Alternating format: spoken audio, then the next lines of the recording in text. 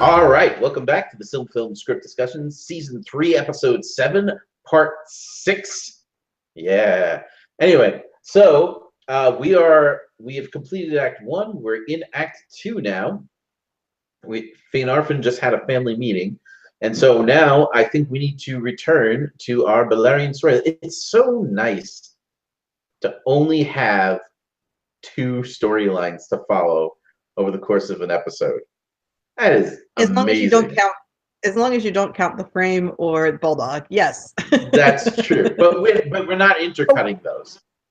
Yes, So that's we're not yet discussing the scripting of the actual family conversation between Finarfin and his kids. No, well, I don't think we like. All we need right now is because we know what their points of view are. We know that Galadriel's like, but I want like a country, and right? Yeah, I mean, I know we never nailed down in the forum. We never came to an agreement on what their point of view is before and after the dooms. So Yeah. Oh, Well, I mean, after the doom, they're obviously going to be like, we're going. yeah, but I mean, we discussed whether or not they were going to like come to that conclusion at the end of their final conversation, or if they were going to like the conclusion have that conversation and then no one changes their mind. Well, the only one whose mind is up for changing is Finrod. Yeah. And potentially Orodreth, if he's in this. I don't know how old Orodreth is in our story. We've never given him a speaking role before, so I don't see the need to start now. But I think the hosts were under the impression that he is the youngest brother, not a nephew. I mean, I think he should be a nephew, but I mean, he should be Idril's age. Right. I think he should be a kid, or not even born, preferably. I think he should be born, but I think born. Idril's age. Like, he's tagging along with his parents because he's a kid, and you know. Yeah. Okay. Yeah. So I'm fine with letting him just be a boy and not go any further with that. But the hosts do think he's here, just as a FYI. Yeah, and I think they are under the impression that he's an adult, but we don't need to give him any lines, and then who cares? He is Angrod's son, but he can. I think that storyline works better. But of course, in the published Silmarillion, he is the youngest brother. So yes, but that was not actually. I mean, that. I know the other genealogy works better. Orodreth is such an ineffective guy. He is, and obviously the hosts reckon as well. He's not assertive. No. But yeah, we do have some Feanor specific points of view that will probably come up more after the Doom. Mm-hmm. And right now it's the do we still want to go to Middle Earth thing, which yay, we all still want to go to Middle Earth. So that this conversation is more do we keep going and less about Feanor. Yeah, right. Finarfin is like so back and they're all like, but right. You know.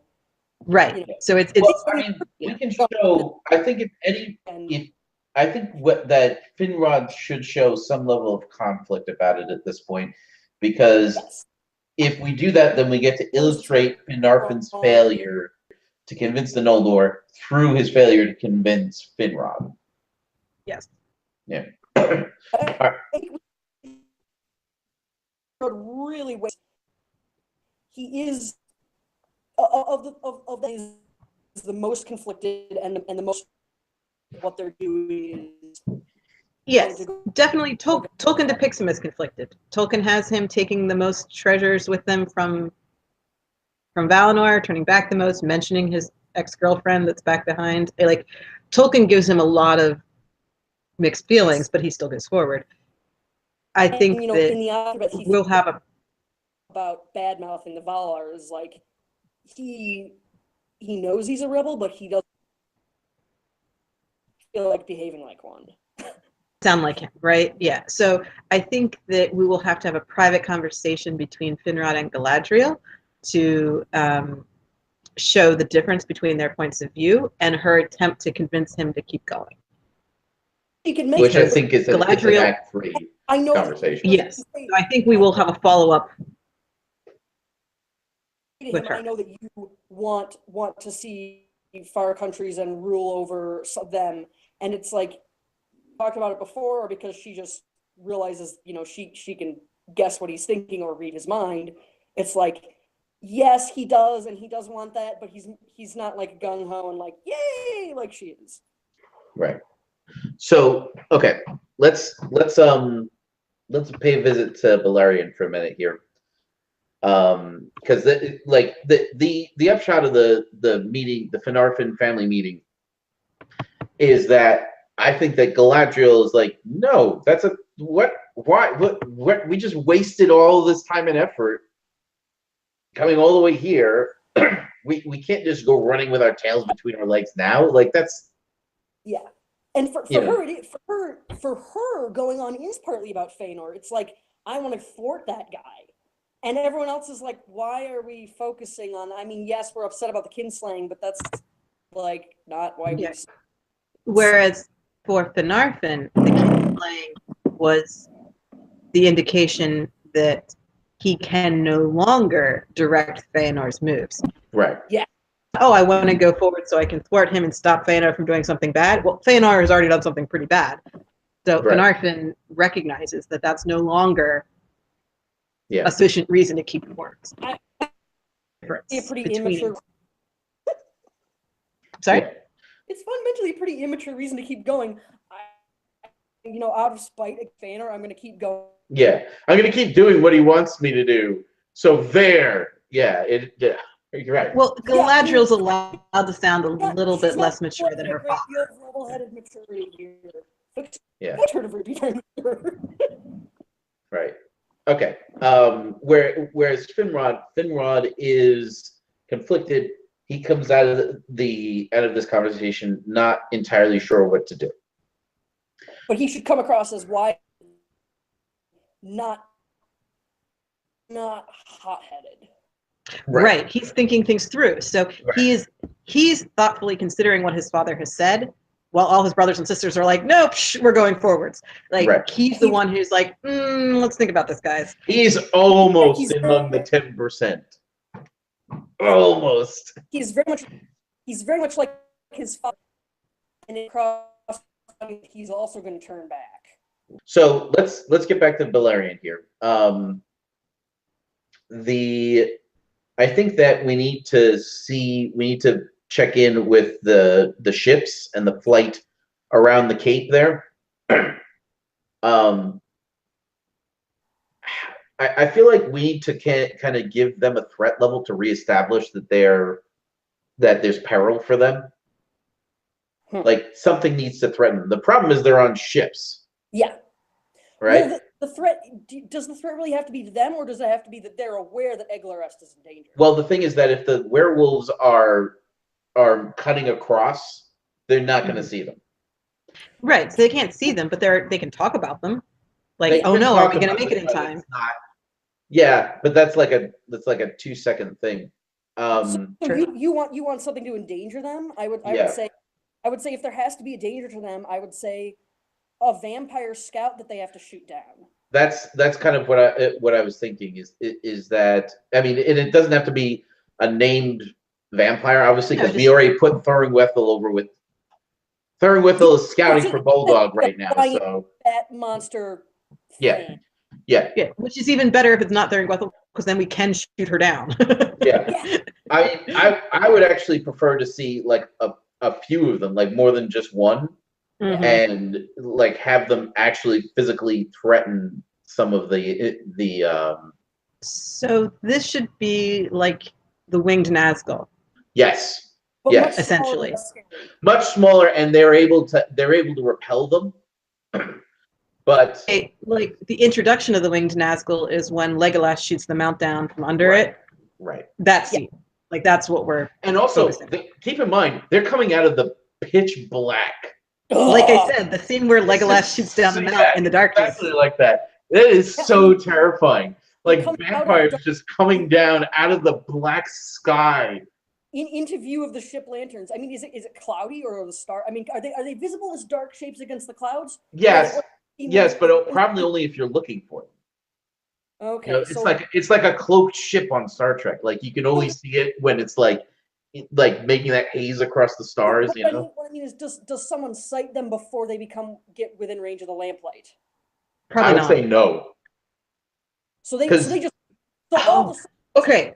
all all of a sudden, So have you appear in the lantern light, and people are like, "Whoa, what's that thing?" Yeah. Okay, so have you ever been in a room with a bat before? Yes. Okay, and how did you find out you were in a room with a bat? Well, we were in the museum, and there were like a whole crowd watching it, and it was in the rafters. It was no threat to me.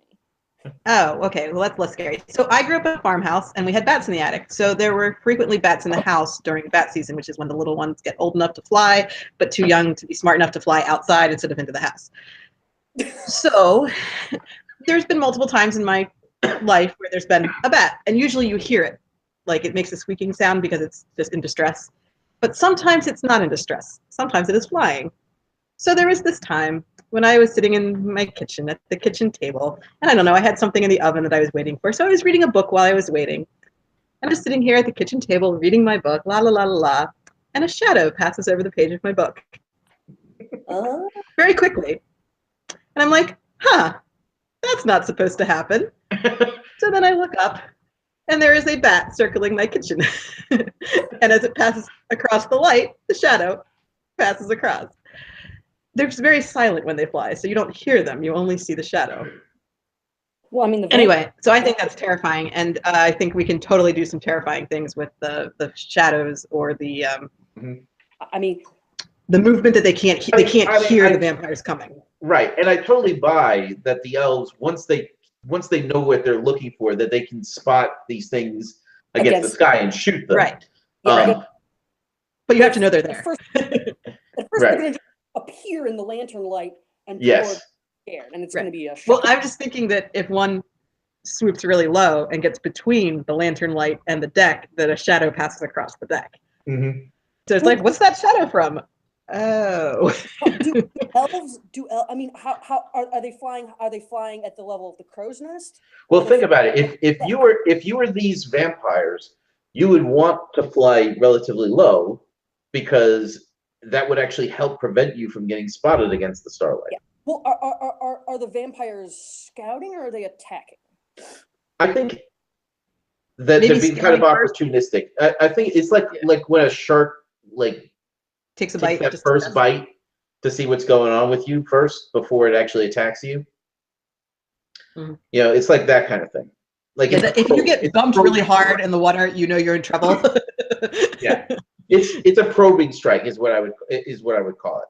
So they do threaten and harass the elves, but they're trying to get an idea of ultimately their goal is to try to figure out what's going on with them, how much of a threat are these guys, how well can they defend themselves? Right. Like if these people showed up at Edler's before us, is it going to cause us a problem? Yeah, essentially. So are they going to shoot every one of the vampires, or is one going to escape? No, I think that they might shoot one or two, but I think that the majority of them are going to get away. So there are like a half dozen of them. I would say that's probably the maximum I would suggest. Okay, so there are 3 to 6, and they shoot down 1 or 2 of them. Right, that's what I'm thinking.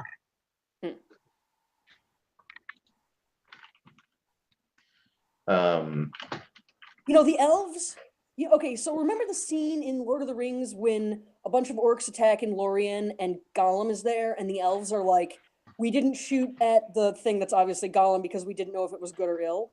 Right. The elves are going to shoot these things unless they're provoked and have good reason to think these. So either they've encountered vampires before or been told about vampires by Beleg, or one of these things is going to attack an elf. I think that maybe an elf gets grabbed and knocked into the water. Is the easiest way to handle that.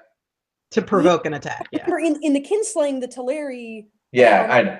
Do that, and they don't attack of any particular because everyone can swim, right? That's true. I mean, unless how strong do we think vampires are? Do you think that they could grab an elf and pull them up into the sky and drop them? No, I don't think they can do that, but they are elf size, so they can envelop someone in their wings and bite their face. Okay, so unless they grab a kid. Oh, yeah, these are people. These are refugees. They're escaping, so they could grab a child. Ooh. Yeah, because we know that Luthien takes on the bat form of Thuringwethel, so we know that it looks like a bat. Right. So it should have big wings and everything. Well, I mean, some of the vampires, I mean, we don't really, Tolkien doesn't say what they are. So some of them could be larger than others. Some of them could have demons inside, and some couldn't. Some maybe don't. So we can have one that's big enough to carry off a small child, and others that are smaller. Some of them look different from others. Who knows? Because I was going to say the other thing is that when Sauron takes vampire form and flees with the blood dripping from his fangs or whatever, you don't get the impression he looks like a bat during that. He might, but you don't know. It's just he's in vampire form, whatever that is. Yeah, like so it's very unclear. Yes, it's up for interpretation, which means we can make it look however we think would be best. And also, I'll tell you something. Say what you will about the depiction of orcs in the Peter Jackson films. I do think when he shows them as being different sizes, that makes them a little bit creepier. Yeah, because they're less regular, you know. I do want to go more in the direction of them looking like bats and less like those creatures in the Lotro that are like flightless vampires, and they're basically just women with like very long fingers and webs. No, definitely bat wings. I do think there should be some level of anthropomorphization. You can do that. Have you seen the Helsing movie? No. Yeah, that's kind of what. Yeah, I think I know what you're talking about. There's some vampire women with bat wings in that. Yeah, like almost harpy-ish, right? Like yes, a cross between a bat and a harpy. I mean, there's a potential to make them more creepy by adding a few human features on a mostly animal form. Yes, that's kind of what I'm thinking about. And actually, I've seen some interesting vampire fan art that I can link to you of one that is mostly bat, but it has a kind of half human face, and it's kind of gross. Yeah, if you can put links to that in the forums, we definitely have some concept art and ideas for Thuringwethel and, I guess, in this case, the other vampires. So there's a thread on that in the forums right now. If you want to add to it, that would be good. All right. Probably in like season 2 set design or something. All right. So, and this makes a good pinch because it drives the threat of that situation forward. And now they have to hurry even faster, and they're like, they have flying things now? Right. Has that like warned them that there are flying things? It's like they have things that can travel at winged speed. Like Balrogs.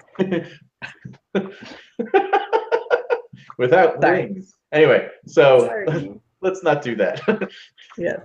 By the way, Balrogs have no wings in this interpretation. I am so glad of that. Okay.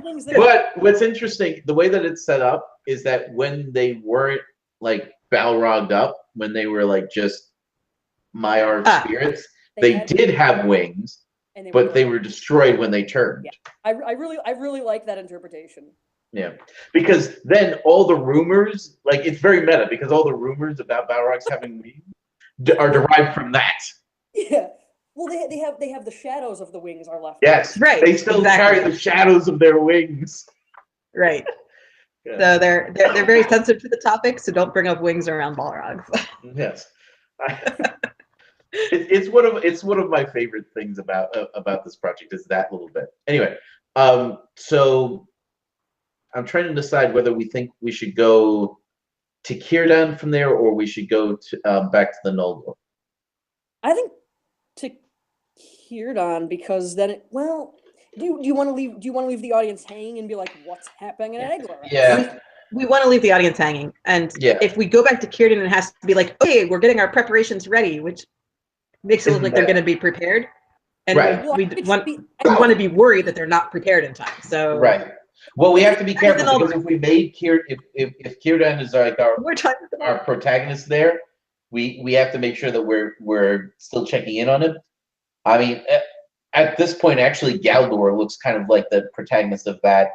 Yeah, which I'm okay with because we got plenty of time to give Círdan material. We can leave it very ambiguous what direction the vampires came from and what direction they're flying to. Oh, so they have no idea. Yeah. Did they come from the hills between the havens? Did they come from Eglorest? Is the army already there?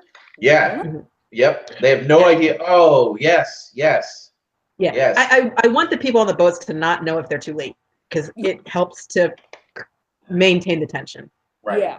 Okay. So you know what? Let's not go to Círdan then. We can go back to Círdan, I think, in like Act 3 or Act 4. when the werewolves are actually showing up. Right. Basically, we need to not go back to Eglarast until the attack. Right. Yeah. And it can be not apparent as to how far away the ships are at that point, too. Right. We want to create the unknown on both sides. Right. Yeah. And oh my goodness, Galdor could actually have been out with like a good amount of Círdan's ships, and they actually don't have enough ships to evacuate the whole town. Yeah. Actually, I'm going to point that out in the scene with when Beleg Círdan's explaining his great plan to Right. Beleg, and Beleg's like, you don't have nearly enough ships for that, and Círdan says, "I know, Galdor's out with some of the ships." What was soon. Galdor? Was he just joyriding? Was he fishing? He was probably going to check in on Brithambar, yeah. Brithambar, yeah. Yeah, Galdor's been doing scouting missions, kind of like up and down the coast, because he came back with news of something in the north last time. So we know he's been in and out of the harbor. Right. Yeah. And we can even name drop Brithambar in the last episode if we need to. And Galdor will be like, and I'm on my way to Brithambar to check in with them. That's the last time we see him. Then it doesn't come out of nowhere as like, what is this place that just got set? Right. Yeah. So we probably do need to put a little footnote in there. But. Yep. We can do that. Círdan explains that Galdor has a fairly large part of the fleet out at sea. That's great. I love that. So then what's his answer to Beleg? His answer to Beleg is that Galdor will be returning soon. Galdor went up to Brithambar. He could have been bringing supplies, which is why he needs a bunch of ships. I hate to bring this up, but is Círdan? I mean, have you guys decided whether or not telepathy is going to be introduced in the Kinslaying? Because if it has been, you can have Círdan try to contact Galdor. Well, yeah, that's the issue, is that telepathy is such a big deal. I think we need to be very, very judicious with it, because if we establish that it's a thing that a lot of elves can do, it makes it's going to wreak havoc with creating tension. Telepathy is a thing that a lot of elves can do, but it's so unreliable and it's so to make it work. It's like any elf can try to use telepathy, but actually succeeding is really dicey. And that solves some problems, but I think the fewer times we have it, the better, and that the times that we use it, there's a specific reason why it works then versus other times, like people being close relatives or whatever. But establish that some elves have telepathy, but when they try to use it, sometimes it fails, and then you don't know if it's going to work. I think that it's something that we can establish later on, and I think that we can establish it when Galadriel starts spending a lot of time with Melian. I really liked the idea of introducing it with the Kinslaying, with her pulling Turgon back from the fighting, or trying to find her mother through that means. I know, but but doing it there is going to make it very difficult to create tension in a lot of places. Unless we establish here that it usually fails, that it usually doesn't even work. But would we want Círdan to be the one who fails at it? Because if any elf is going to get good at that kind of stuff, Círdan would probably be high on the list. All right. So I don't know. I'm a little iffy, but telepathy can be. But on the other hand, telepathy can be established as something that some elves have, and it doesn't have to be explicit that all elves have it, but most of them aren't very good at it. It can just be like Galadriel can do this, Finrod can do this. We don't really have to discuss that other elves can, because they all suck at it. Yeah, I think it'll be better to keep it like that small family group is the only ones who really have it figured out, which is a little iffy, but they're good at it, and Finrod uses it for his universal translator shtick. Yes, yes, he does. All right, so we will be using dreams in the next episode, prophetic dreams. So that might be our magic elf ability for now. I mean, no introducing worries if the Valar have telepathy, because sure. Yeah. Well, no, that's different. Of course they do, but All right, let's take a break real quick. If you're watching us live, hang in there. We'll be back in a minute. If you're watching us on YouTube in the future, definitely like and share the videos. If you like and want to share them. If you haven't yet, feel free to subscribe. Check out the links below so you can get information on Signum University, Mythgard Academy / Institute, the SilmFilm project itself, which is an offshoot of those things, as well as Myth Moot 5, taking place June 21st through the 24th at the National Convention Center in Leesburg, Virginia. We'll be back in a second.